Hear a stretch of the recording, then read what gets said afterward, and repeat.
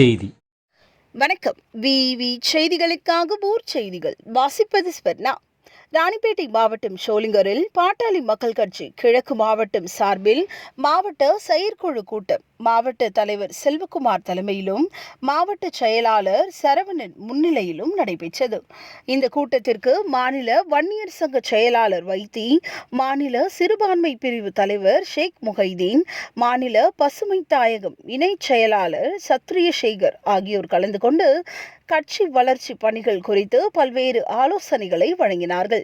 கூட்டத்தில் மாவட்ட, நகர, பேரூர் ஒன்றிய நிர்வாகிகள் தலைமையில் திண்ணை பிரச்சாரங்கள், கிராமங்கள் தோறும் கட்சி கொடி ஏற்றி வைத்து பொதுமக்களுக்கு பாமக கொள்கையை எடுத்து கூறி வரும் புதிய உறுப்பினர்களை தேர்தல் 2026 ஆண்டு தேர்தலில் பாமக தலைவர் அன்புமணி ராமதாஸ் அவர்களின் தலைமையில் ஆட்சி அமைய அனைவரும் ஒன்றிணைந்து பாடுபட வேண்டும் என தீர்மானம் நிறைவேற்றப்பட்டது.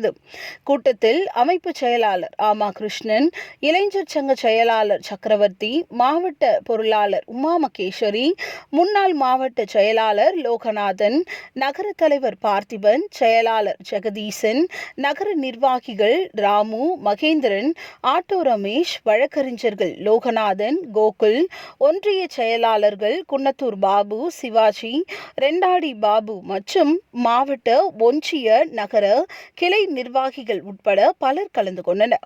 விவி செய்திகளுக்காக விஜய் மற்றும் பாஸ்கர்.